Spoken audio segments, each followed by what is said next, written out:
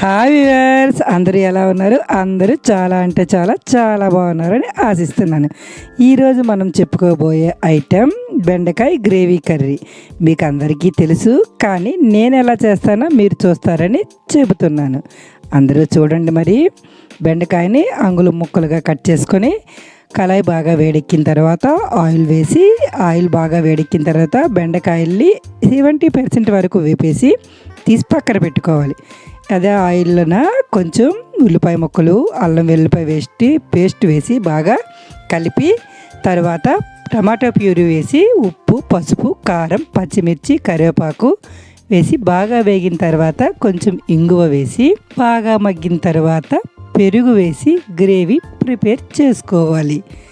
ఈ గ్రేవీ చూస్తూ ఉంటే, కలుపుతూ ఉంటే తినాలనిపిస్తుంది కదా.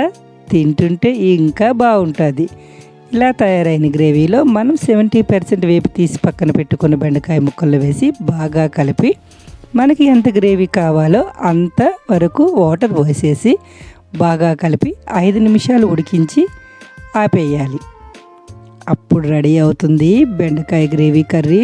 చాలా అంటే చాలా బాగుంటుంది. నా దగ్గర కొత్తిమీర లేదు కనుక నేను వేయలేదు. మీ దగ్గర ఉంటే వేసుకోండి, ఇంకా రుచిగా ఉంటుంది.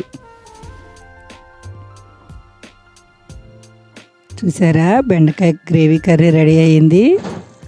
చాలా రుచిగా కూడా ఉంటుంది. ట్రై చేయండి.